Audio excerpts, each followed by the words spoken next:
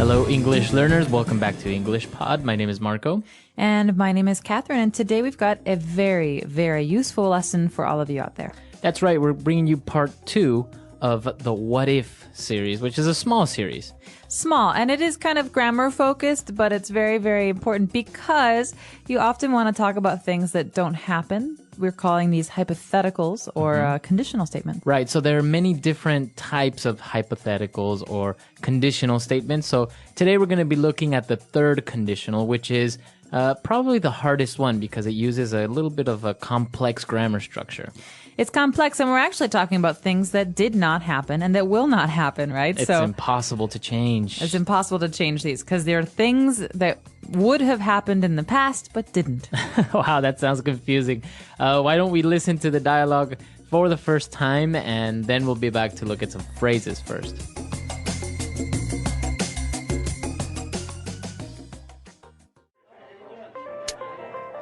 This is the good life. We have it good, don't you think? Yeah, of course. Although, don't you ever wonder what could have been? What do you mean? Well, sometimes I think of how things could have turned out if I had done things a little differently. For example? Like, for example, if I hadn't studied architecture, I would have become an artist like I wanted to. I see. Yeah, now that I think of it, I wouldn't have gotten married if I hadn't moved to this town and met Sally. You see, everything happens for a reason. We wouldn't even have met if I hadn't been in that car accident 10 years ago. Well, I have no regrets. I'll drink to that.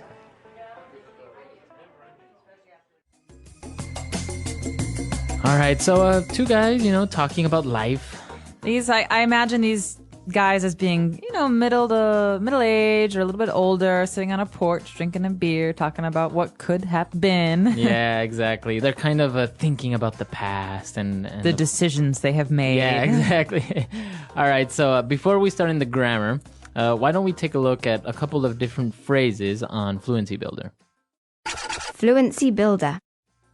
Well, Marco, this first phrase is a phrase you'll hear very often in English. It's a phrase that even has philosophical roots, something we talked a lot about when we were studying Socrates back in school. But this is the good life. The good life. We have the good life, or Right. I have a good life. I have a good life is a very common phrase, but here, the good life is an idiom. So I'm living the good life. It means, I have no complaints about my life. Right, so pretty much you have all your necessities covered. And maybe you have a nice family and you have a good job and you're just happy. So this is the good life. Very good. So you have the good life. Now, moving on to another phrase that's kind of also philosophical, it says everything happens for a reason. All right. So this phrase is, it's also pretty common. People say this when bad things happen, but they Right. also say this when good things happen. Yeah. So basically, you're just saying that it's destiny. If this bad thing happened to you, there is a reason for it. Maybe you don't see it now, maybe not tomorrow, but maybe later you'll see why. This often happens when people lose their jobs. You say, everything happens for a reason. Maybe losing this job will allow you to find a better job. Or maybe go back to school and study. Or maybe meet the man or woman of your dreams. Right, so everything happens for a reason. Very good. And then the guy agrees and says, well, I'll drink to that. Okay, so this is a way for people speaking English to say, listen, I agree with you. I like that idea. And I will cheers. Cheers, right. Right? So this means we're going to touch our glasses or touch our beer bottles and we're going to, think about how this is it's a nice thought, Everything happens for a reason is positive. It's a way to say, listen, good things can happen from this. Right. So he's saying, yes, I agree. Cheers. I'll drink to that. I'll drink to that. All right. Well, pretty interesting phrases. They're very common, I guess, like colloquial, right? So you can use them in everyday conversation with a friend. You can. And, oftentimes we say, for example, something really positive like, I'm really glad I have such great friends. And then everyone says, oh, I'll drink to that. Right. And so this is something you'll hear when you're out with friends or with family. And they may sound funny at first, but you will recognize them when you're speaking to people who speak English. All right. So let's listen to our dialogue again, and then we'll come back and explain the grammar. This is the good life. We have it good, don't you think? Yeah, of course. Although, don't you ever wonder what could have been? What do you mean? Well, sometimes I think of how things could have turned out if I had done things a little differently. For example? Like, for example, if I hadn't studied architecture, I would have become an artist like I wanted to. I see. Yeah, now that I think of it, I wouldn't have gotten married if I hadn't moved to this town and met Sally. You see, everything happens for a reason. We wouldn't even have met if I hadn't been in that car accident 10 years ago. Well, I have no regrets. I'll drink to that. Beep, beep, beep. All right, so now it's time for grammar breakdown. Grammar breakdown. So in grammar breakdown, we're going to look at the two main parts of these phrases that allow us to talk about things that didn't happen. So we're talking about looking back at our life and seeing what decisions and what actions we made. And in this case, we have a great sentence here. If I hadn't studied architecture, I would have become an artist. All right, so let's look at the first part before the comma. If I hadn't studied architecture. So now we have the conditional if. So Marco, big question. Did he study architecture? He did. He did. So if I hadn't studied architecture, it means I did study architecture. But if I had not studied it, okay, so this is if I could change the past, then what would I have done? I would have become an artist. Okay, so he wanted to be an artist, but he didn't become an artist. He studied architecture instead. Right. Okay, Very so good. You can see the two parts here. We have one, the condition, if I hadn't done this thing. And then afterwards, we have the result. Then I would have become an artist. So this is the hypothetical. Very good. And when we see the condition, you see the the structure of the sentence is had plus verb in past participle. So if I hadn't studied architecture, and this is called the past perfect, right? And then the result, as you said, would have become, this is the present perfect, have or has plus verb in past participle. Let's look at another example. I wouldn't have gotten married if I hadn't moved to this town. Okay, so we've got the same idea here, but we've got it flipped. We've got these two parts in different places. And so he's pretty much saying, if I hadn't moved to this town, then I wouldn't have gotten married. But what did happen? He did move to this town, and he did get married. Exactly. So then, yeah, like you say, he changed the condition, and you can do this. You can put the condition in the beginning or at the end. And again, the structure is the same. I would have gotten married, right? Have gotten, this is present perfect, have or has, depending on the subject, plus the verb in past participle. And then the past perfect or the condition, had, plus verb in past participle, hadn't moved to this town.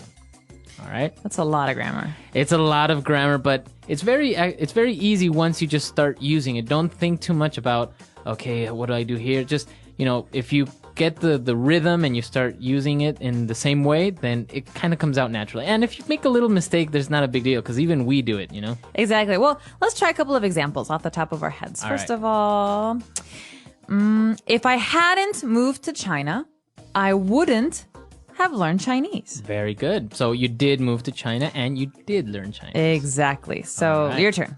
All right. If my parents hadn't spoken Spanish to me when I was a kid, I wouldn't have become fluent in Spanish. Okay, so your parents did speak Spanish to you, and you did become fluent in Spanish, yes. So not bad. Right. As you can see, you can use it not only to think about things in the past that you can't change anymore, but just also, kind of remember or say, oh, if this hadn't happened, the result. Or if I hadn't opened my big mouth, my best friend wouldn't have gotten so angry at me. Exactly. So I said something stupid, and my friend did get angry, and now I feel bad about it. It happens. All right, very good. So I hope it's clear. It does sound a little bit complicated, but this is what our website is for, right? So if you have questions or doubts or you want to try and plant your own ideas, you can come to the website and do it. Want to make some of your own sentences and practice some of these new things, then come to our website, post some comments, and we are happy to correct and add our own commentary on those. Exactly. So before we go, let's listen to this dialogue one last time.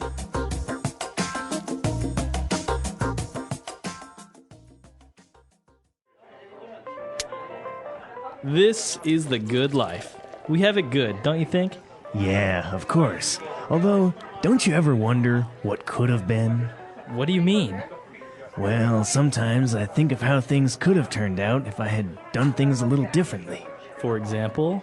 Like, for example, if I hadn't studied architecture, I would have become an artist like I wanted to. I see. Yeah, now that I think of it, I wouldn't have gotten married if I hadn't moved to this town and met Sally. You see, everything happens for a reason.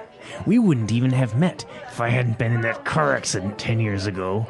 Well, I have no regrets. I'll drink to that.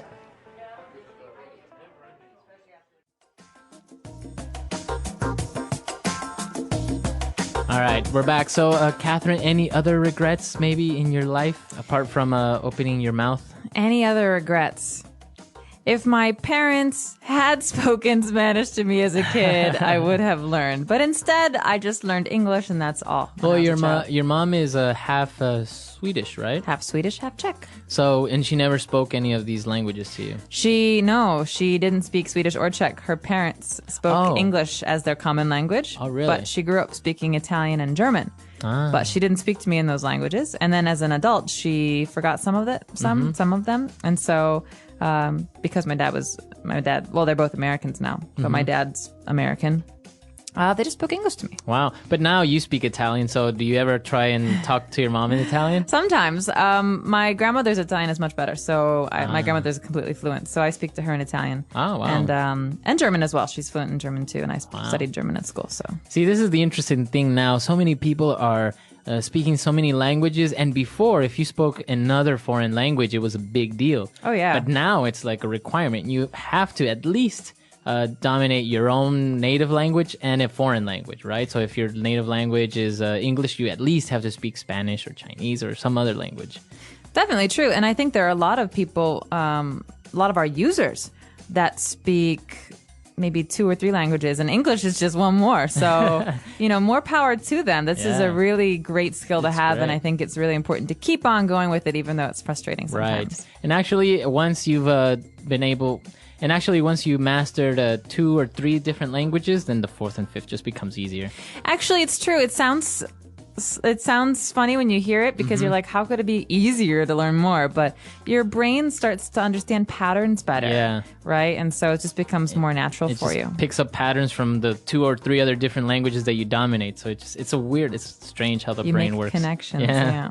All right, guys. So that's all for today. Be sure to visit our website, EnglishPod.com. As we said, any questions or comments, or you want us to correct your grammar of this lesson, you can visit us there, and we'll see you guys next time.